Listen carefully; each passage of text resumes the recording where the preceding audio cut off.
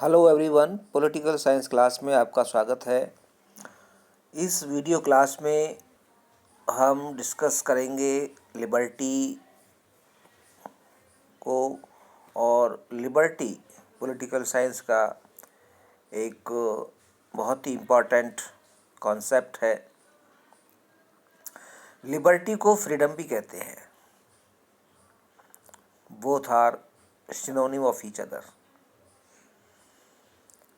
Liberty concept से जुड़े हुए कुछ इम्पोर्टेंट मल्टीपल चॉइस क्वेश्चंस को डिस्कस करेंगे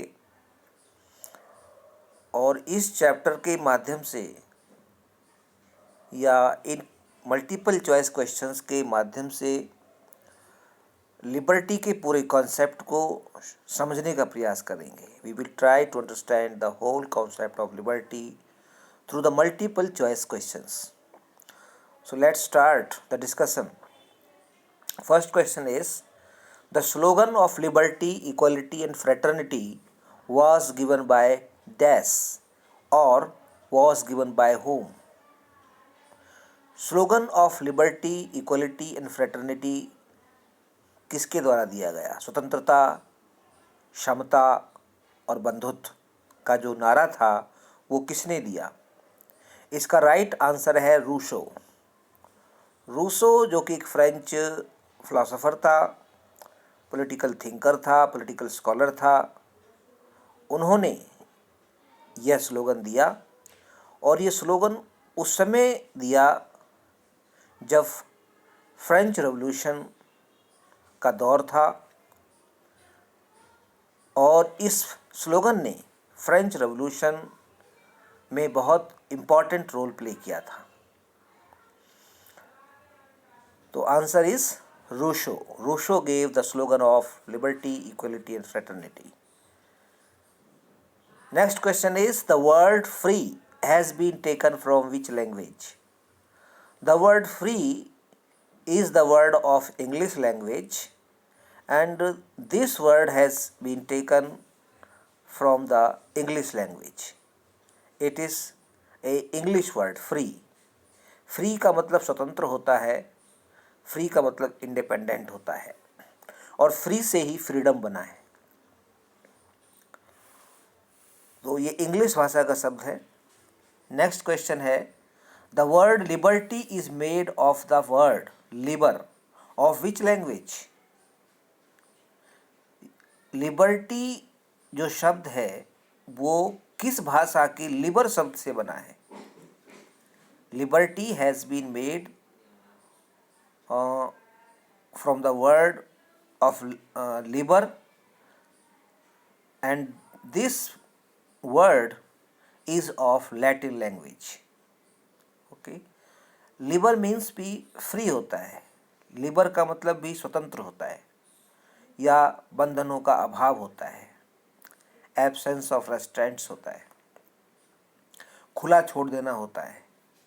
तो वहीं से लिबर से ही लिबर्टी बना है और लिबर्टी का मतलब भी फ्रीडम है, स्वतंत्रता है। Fourth question is, freedom is not implementing all kind of restrictions, it is implementing proper pause in place of inappropriate restrictions. This statement is given by whom? This statement is given by Mackenzie. Mackenzie said that freedom is not implementing all kind of restrictions, it is implementing proper pause or restrictions in place of inappropriate restrictions. इसका मतलब ये हुआ, McKenzie कहते हैं कि स्वतंत्रता restrictions को लागू करना नहीं है, या फ्रीडम का मतलब बंधन लगाना या प्रतिबंध लगाना नहीं है, बल्कि अनुचित प्रतिबंधों के स्थान पर उचित बंधन लगाना है, उचित प्रतिबंध लगाना है। मतलब हम किसी व्यक्ति को ऐसा कोई भी काम करने से नहीं रोक सकते जब तक कि वो अनुचित ना हो। तो अनुचित कार्य को रोकने के लिए तो प्रतिबंध ठीक है, रेस्ट्रिक्शन ठीक है, लेकिन उचित कार्य को रोकने के लिए कोई भी रेस्ट्रिक्शन नहीं लगाई जा सकती, ये मैकेंजी कहता है। ओके, तो it is implementing proper pause और restrictions in place of inappropriate restrictions. Inappropriate restrictions के स्थान पर प्रॉपर रेस्ट्रिक्शंस को लगाना ही स्वतंत्रता है। यानी कि व्यक्ति को हम पूरी तरह से खुला भी नहीं छोड़ सकते, उसे विदाउट रेस्ट्रिक्शंस भी नहीं छोड़ सकते। अगर उसे विदाउट रेस्ट्रिक्शन छोड़ दिया जाए, उसे कुछ भी काम करने की लिबर्टी दे दी जाए, तो वो कुछ घातक हो सकता है, वो हार्मफुल हो सकता है सोसाइटी के लिए। तो इसलिए मैकेंजी कहता है कि हमें उसके ऊपर बंधन तो लगाने चाहिए, लेकिन अनुचित बंधनों के स्थान पर उचित बंधन लगाने चाहिए। Next question is, question 5 is, meaning of freedom is not lack of the ability to control, but it is achievement of the development of personality. ये किसका कोटेशन है? This statement is given by whom? Again we read the quotation. Quotation is, meaning of freedom is not lack of the ability to control, but it is achievement of the development of personality. This quotation belongs to Mahatma Gandhi. यह महात्मा गांधी का कथन है. उन्होंने कहा था कि स्वतंत्रता का अर्थ is not lack of the ability to control, नियंत्रण का अभाव नहीं है. यानी कि हम किसी व्यक्ति को कंट्रोल करें और कंट्रोल ना करने से पीछे हट जाए, यह फ्रीडम नहीं है. फ्रीडम का मतलब कंट्रोल का अभाव नहीं है. Freedom is not lack of the ability to control, but it is achievement of the development of personality. लेकिन यह व्यक्तित्व के विकास की प्राप्ति है. यानी कि स्वतंत्रता का इस्तेमाल हम व्यक्ति के व्यक्तित्व के विकास के लिए करते हैं. यदि हम व्यक्ति का व्यक्तित्व के विकास के लिए उसको उचित माहौल दे रहे हैं, तो इसका मतलब हम उसको फ्रीडम दे रहे हैं. फ्रीडम का मतलब कंट्रोल की जो योग्यता है या क्षमता है उसका अभाव नहीं है, बल्कि व्यक्ति को नियंत्रण में रखते हुए भी हम उसे उचित अवसर दें ताकि वो अपने व्यक्तित्व का विकास कर सके. This statement is given by Mahatma Gandhi. Next question is, what is or are the characteristics of freedom from the following. निम्नलिखित में से कौन सा या कौन सी फ्रीडम की विशेषताएं हैं, स्वतंत्रता की विशेषताएं हैं. ये क्वेश्चन मल्टीपल चॉइस क्वेश्चन है, लेकिन ये क्वेश्चन लिबर्टी के जो कॉन्सेप्ट को समझने के लिए बहुत इंपॉर्टेंट है. इसके ऑप्शंस हैं: A, freedom is not lacking all kinds of restrictions. मतलब कि स्वतंत्रता का मतलब सभी तरह के बंधनों का अभाव नहीं है. ये बात बिल्कुल ठीक है. B, fair restrictions are appropriately placed in place of inappropriate restrictions for the proper use of freedom. Freedom के उचित इस्तेमाल के लिए, स्वतंत्रता के उचित इस्तेमाल के लिए अनुचित प्रतिबंधों के स्थान पर उचित बंधनों का लगाना स्वतंत्रता है, फेयर रेस्ट्रिक्शंस को लगाना. और C, individuals obtain by freedom reasonable opportunities for the development of their lifes. इसको हम ऐसे ही पढ़ सकते हैं कि individuals obtain reasonable opportunities for the development of their lifes by freedom.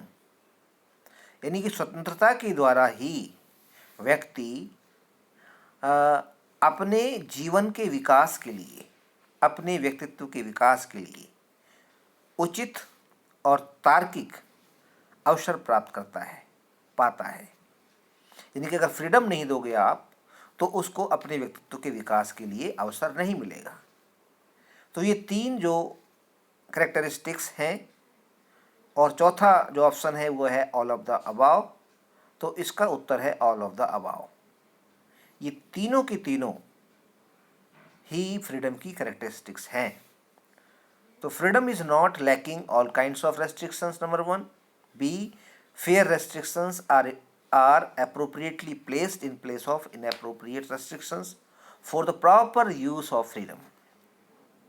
C. Individuals obtain by freedom reasonable opportunities for the development of their lives. These all three characteristics are the characteristics of freedom. Question number 7. Different forms or types of freedom are what from following? यानी कि freedom के विभिन्न रूप कौन कौन से हैं, विभिन्न प्रकार कौन कौन से हैं, ये हमें निम्नलिखित में से देखना है. तो freedom has many forms. Okay, freedom कोई एक तरह की तो होती नहीं है. आज़ादी या स्वतंत्रता के कई रूप हैं, कई प्रकार हैं.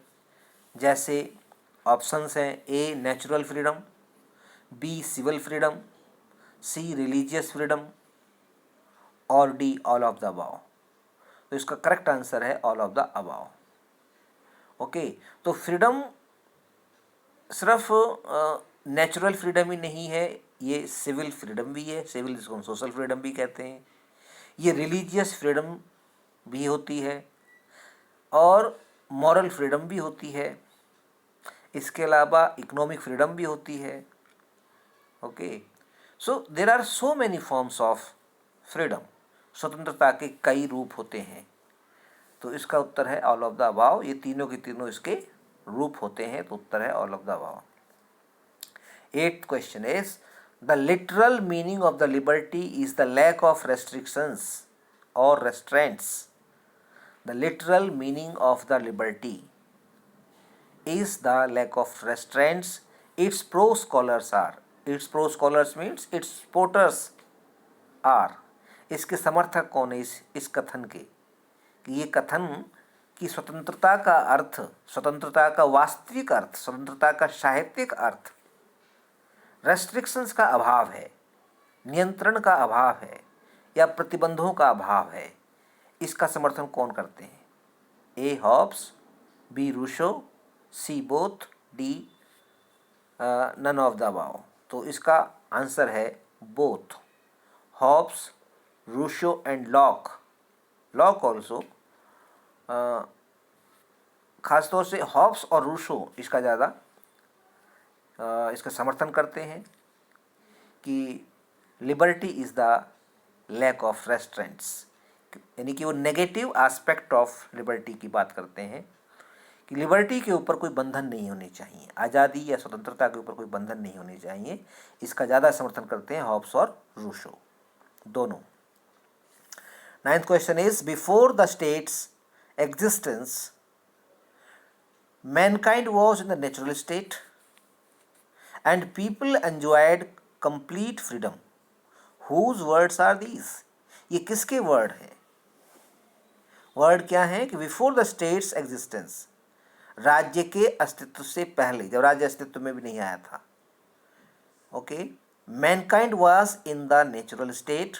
मानव जाति प्राकृतिक अवस्था में रहती थी, यानी मानव आदि मानव के रूप में रहता था. And people enjoyed complete freedom, और उस समय लोगों के पास पूर्ण स्वतंत्रता होती थी. नो रेस्ट्रिक्शंस वाज देयर, कोई रेस्ट्रिक्शन नहीं था, है ना. यानी कि जो आदि मानव था वो सारी की सारी स्वतंत्रताओं को उपभोग करता था, उनको एंजॉय करता था. ये किसके विचार हैं? Of Hobbes, of Locke, of Rousseau. ये तीनों के तीनों ही इस विचार के समर्थक हैं. ये तीनों ही विचार, ये तीनों के यही सेम विचार हैं नेचुरल लिबर्टी को लेकर के. तो ऑल अबाव, इसको हम क्या कहेंगे? ऑल अबाव, सारे के सारे जो हैं इस कथन का समर्थन करते हैं कि जब राज्य अस्तित्व में भी नहीं आया था तो मानव जाति प्राकृतिक अवस्था में रहती थी, तो उस समय व्यक्ति सारी स्वतंत्रताओं को उपभोग करता था. पीपल एंजॉयड कंप्लीट फ्रीडम, पूरी स्वतंत्रता थी उसके पास. तो ये तीनों के तीनों हॉब्स, लॉक और रूसो, तीनों ने नेचुरल राइट्स और नेचुरल फ्रीडम का जमकर जो है समर्थन किया है. 10th question is the supporters of natural freedom are. Natural freedom के सपोर्टर्स कौन है? ऑप्शन ए है हॉब्स, बी है लॉक, सी है बोथ। तो इसका उत्तर है बोथ, हॉब्स, लॉक। और तीसरा रूसो भी है जो नेचुरल फ्रीडम को सपोर्ट करता है, लेकिन ये ऑप्शन में सिर्फ दो हैं, हॉब्स, लॉक। अगर ये होता Hobbes, Locke, Rousseau and all of the above तो आंसर होता ऑल ऑफ द अबव, लेकिन यहाँ दो हैं, हॉब्स, लॉक, तो आंसर है both. 11th question is pro moral freedom are. Moral freedom का सपोर्ट कौन करता है? नैतिक स्वतंत्रता का समर्थन कौन करता है? तो pro moral freedom supporters are Gettell, Hegel, Green. और चौथा ऑप्शन है ऑल ऑफ द अबव, तो it's answer is all of the above. All three are the supporters of moral freedom. ये नैतिक स्वतंत्रता के समर्थक हैं, गैटल, हीगल और ग्रीन। 12th क्वेश्चन है citizenship is the name of those rights and privileges which are created for its citizens. Okay, which are created for its citizens. This statement is given by whom? यह किसका विचार है, ये किसका कथन है? Option है गैटल, मिल, लास्की, ग्रीन, तो ये उसका उत्तर है Gettell. Citizenship is the name of those rights. नागरिकता उन अधिकारों और सुविधाओं का नाम है जिन्हें राज्य अपने सिटीजन्स के लिए क्रिएट करता है। यहाँ एक वर्ड मिस हो गया है, which the state create for its citizens. Okay, तो स्टेट वर्ड यहाँ से मिस हो गया है, जिन्हें राज्य अपने सिटीजन्स के लिए क्रिएट करता है, जिनकी रचना राज्य अपने नागरिकों के लिए करता है। ऐसे अधिकारों और सुविधाओं को सिटीजनशिप कहते हैं। तो उन्होंने सिटीजनशिप की एक परिभाषा दी है, यह है गैटल। 13th question is personal freedom, freedom of giving speech, expression of ideas, forming community or group or party, you can say, buying property, of livelihood, okay, freedom of livelihood you can say, are included in which type of freedom?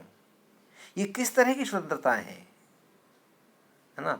तो ये जो है A option है इन social freedom, B है इन political freedom, सी है civil freedom और D है इन religious freedom. तो इसका सही उत्तर है civil freedom. These are the freedoms which are included in the civil freedom, चाहे वो फ्रीडम ऑफ थॉट हो, एक्सप्रेशन हो, है ना, फ्रीडम ऑफ बाइंग प्रॉपर्टी हो, freedom of you can say forming community हो, ओके, एंड पर्सनल फ्रीडम हो। These all are part of the civil freedom. Okay, next question is, that is the 14th question, political freedoms include. Political freedoms में क्या include होता है? राजनीतिक स्वतंत्रताओं में क्या शामिल है, क्या सम्मिलित है? तो ऑप्शन ए है freedom to vote, political freedoms की बात हो रही है। Freedom to fight election, C freedom to hold public और गवर्नमेंट पोस्ट, और डी ऑल अबाव। आंसर है all above, all of the above. तीनों के तीनों पॉलिटिकल फ्रीडम में शामिल हैं। फ्रीडम टू वोट है, हमें स्वतंत्रता है, हम किसी व्यक्ति को वोट दें, किसी भी पार्टी को वोट दें। फ्रीडम टू फाइट इलेक्शन, स्वतंत्रता, हमें आज़ादी है कि हम चुनाव लड़ें या ना लड़ें।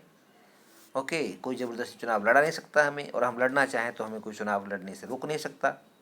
और फ्रीडम टू होल्ड पब्लिक और गवर्नमेंट पोस्ट, हम कोई भी पब्लिक या सार्वजनिक या सरकारी पद धारण कर सकते हैं, उसकी हमें आज़ादी है।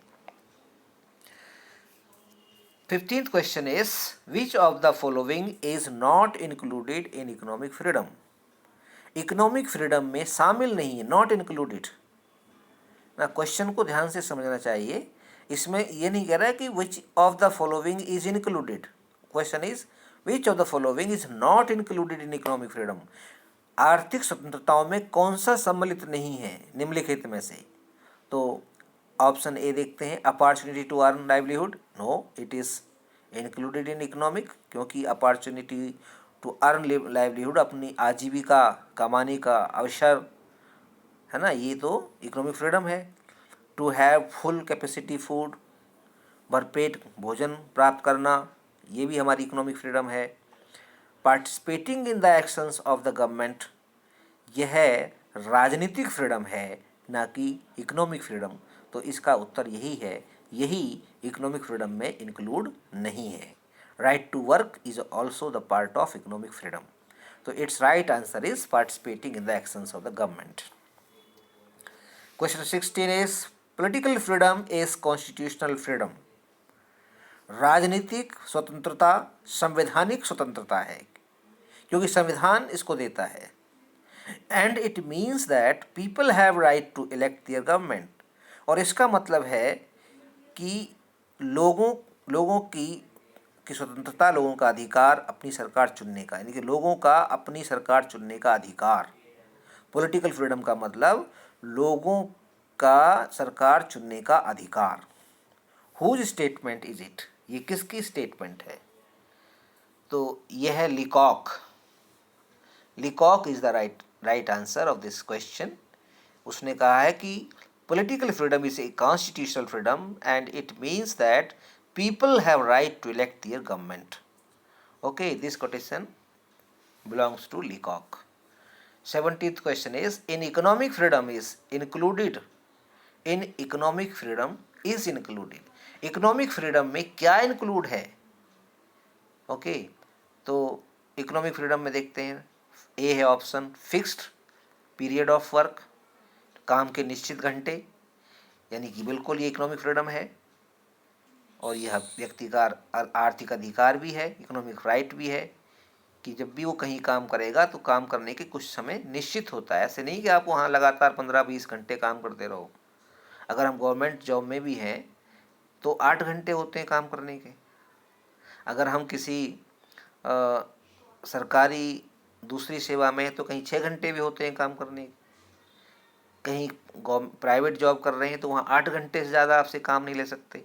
अगर 8 घंटे से ज़्यादा काम लेंगे तो आपको ओवर टाइम मिलेगा। तो fixed period of fix hours of work इसको हम कह सकते हैं। तो ये तो इकोनॉमिक फ्रीडम है। B right to get a holiday, अवकाश का अधिकार। जब हम काम करते हैं कहीं तो हमें वहाँ से छुट्टी लेने का भी अधिकार है। 1 दिन 2 दिन की हम छुट्टी ले सकते हैं अपने ज़रूरी काम करने के लिए। C. Right to get help from the state in the condition of wedding, disease and old age.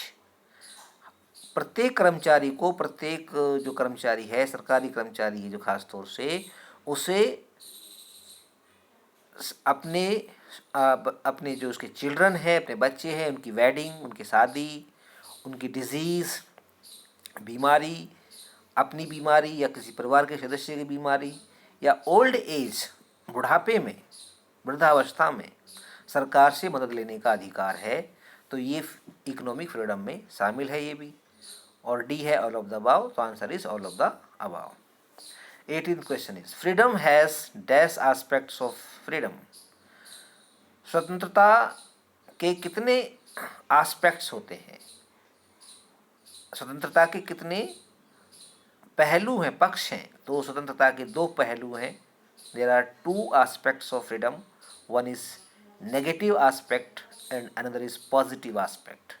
Negative aspect कहता है कि भाई व्यक्ति के ऊपर कोई बंधन नहीं होना चाहिए, और पॉजिटिव aspect कहता है कि नहीं, बंधन तो होने चाहिए लेकिन बंधन उचित होने चाहिए।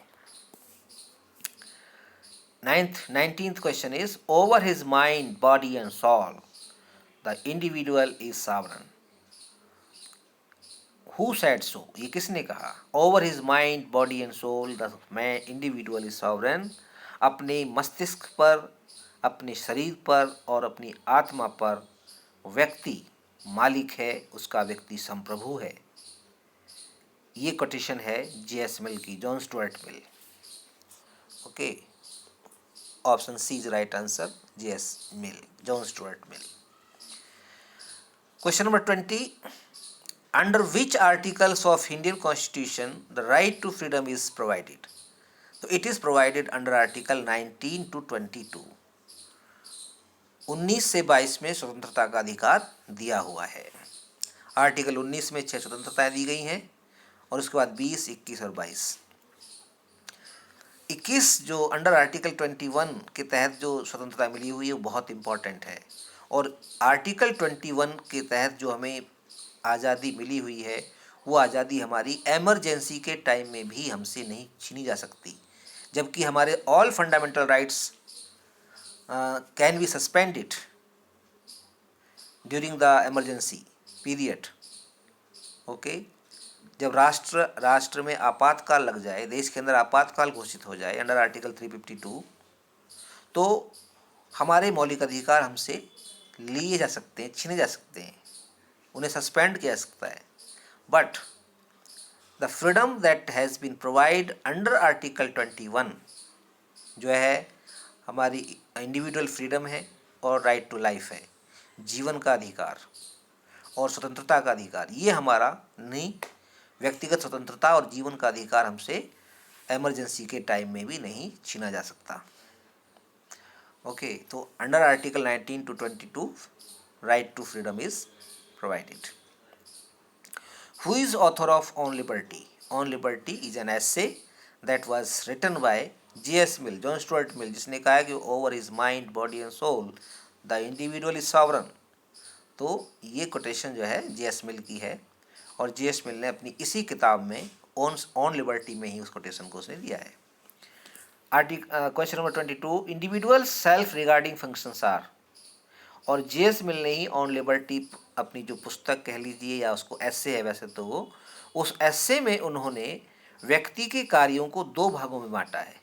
He has divided the functions of man into two categories, one self regarding and others regarding, स्व संबंधी, व्यक्ति से संबंधी, और पर संबंधी, दूसरे से संबंधी, समाज से संबंधित। तो स्व संबंधी कार्य कौन से हैं इसमें देखते हैं। A getting education, B listening music, C swimming, D all of the above. ये तीनों के तीनों व्यक्ति से संबंधित हैं। स्विमिंग भी है ना, उसे स्विमिंग करने का अधिकार है, स्वतंत्रता है।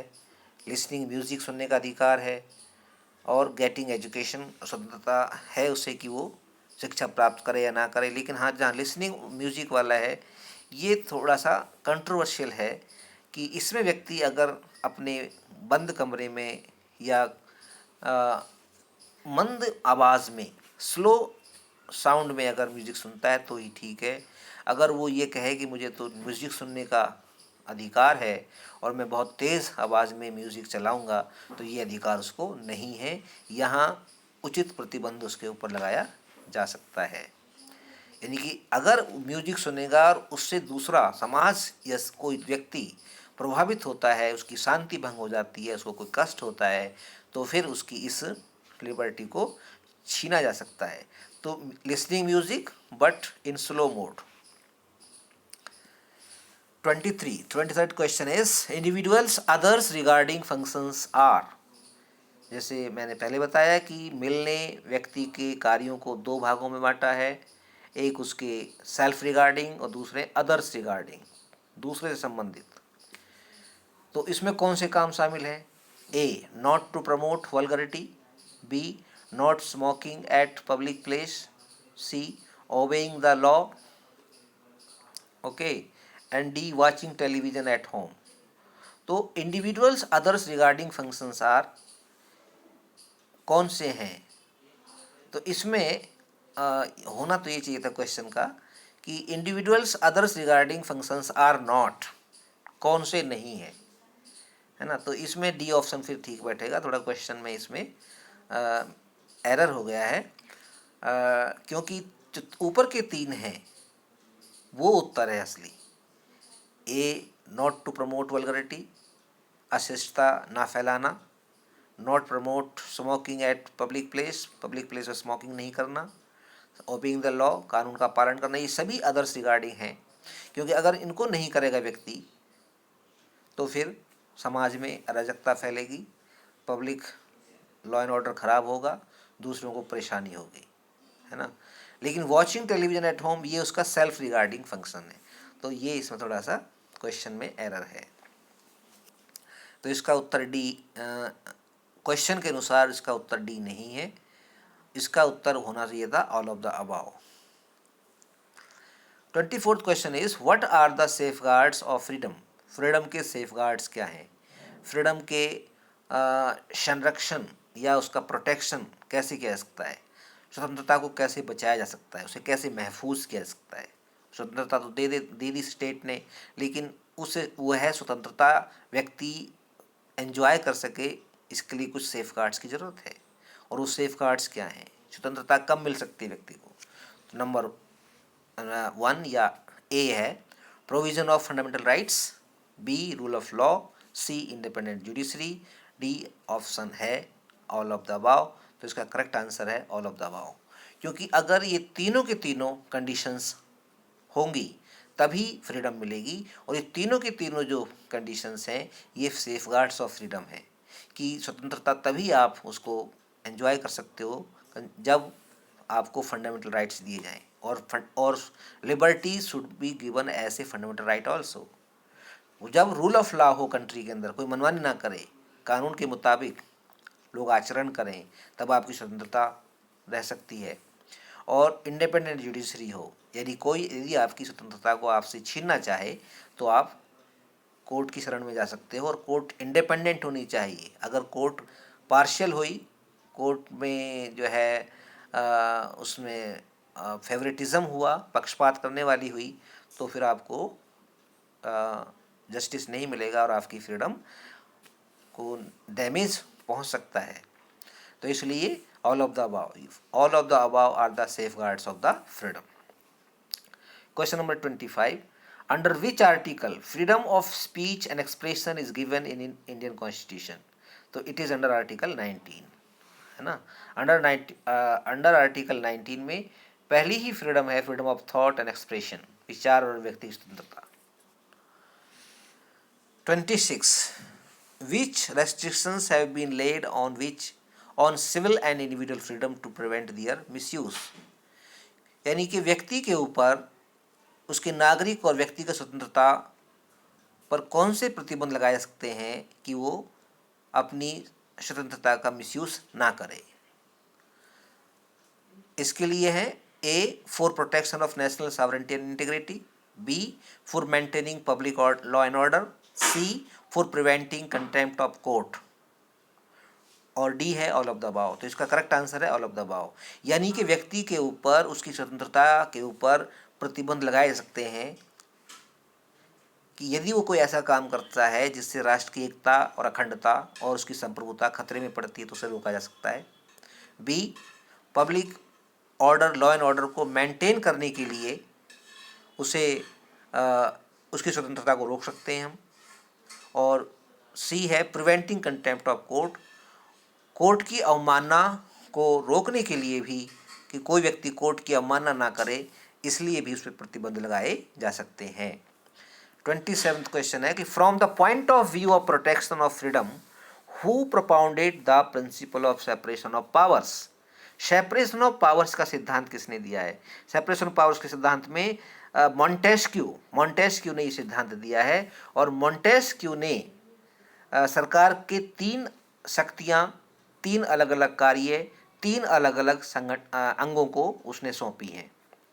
और ये 3 कार्य कौन कौन से हैं? लेजिस्लेशन का काम है, कानून बनाना, कानून को लागू करना, implementation of the laws, and judicial, या उसको हम कह सकते हैं कि न्याय करना। ये तीनों काम अलग अलग हैं और उसने तीनों कामों को अलग अलग कर दिया।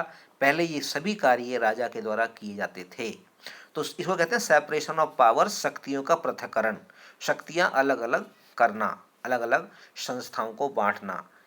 ये मॉन्टेस्क्यू के द्वारा ये सराहनीय कदम उठाया गया, सराहनीय योगदान दिया गया। 28th question is who is the strong supporter of economic freedom? Economic freedom का सपोर्टर, स्ट्रॉन्ग प्रबल समर्थक कौन है? तो यो है लास्की। नेक्स्ट क्वेश्चन है कि who is the author of the book social contract? Social contract नामक जो किताब है, सामाजिक संविदा या सामाजिक समझौता नाम की किताब है, ये किसने लिखी? ये रूसो ने लिखी।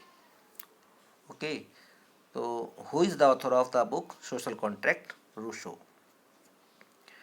30th question is, which aspect of freedom accept some restrictions on freedom of individuals? यानी कि स्वतंत्रता का कौन सा पहलू या स्वतंत्रता का कौन सा पक्ष व्यक्तियों की स्वतंत्रता के ऊपर कुछ प्रतिबंधों को स्वीकार करता है। Which aspect of freedom accepts some restrictions on freedom of individuals? तो its answer is B, that is positive. Positive aspect of freedom accepts some restrictions on freedom of individual. यानी कि सकारात्मक स्वतंत्रता है वह व्यक्ति के ऊपर कुछ बंधनों को स्वीकार करता है कि व्यक्ति के ऊपर हम उचित बंधन लगा सकते हैं। और जो सकारात्मक स्वतंत्रता है वो ये नहीं कहती कि व्यक्ति को खुला छोड़ दो, बल्कि वो ये कहती है कि व्यक्ति को उतनी ही फ्रीडम दो जितनी उसके व्यक्तित्व के विकास के लिए जरूरी है, उससे फालतू उसको फ्रीडम मत दो। और उसके ऊपर अनुचित प्रतिबंध भी मत लगाओ, ऐसे प्रतिबंध भी मत लगा दो कि वो अपनी फ्रीडम को एंजॉय ना कर सके और अपने पर्सनालिटी को डेवलप ना कर सके। तो इस वीडियो नोट में लिबर्टी और फ्रीडम से जुड़े हुए लगभग सभी important aspects, important topics cover किए गए हैं। वीडियो आपको अच्छा लगे तो इसे लाइक भी करें और इसे शेयर भी करें और इस चैनल को सब्सक्राइब भी करें ताकि आपको आने वाले समय में आने वाली वीडियोस की समय पर जानकारी मिल सके। आपका बहुत बहुत धन्यवाद। Thank you very much.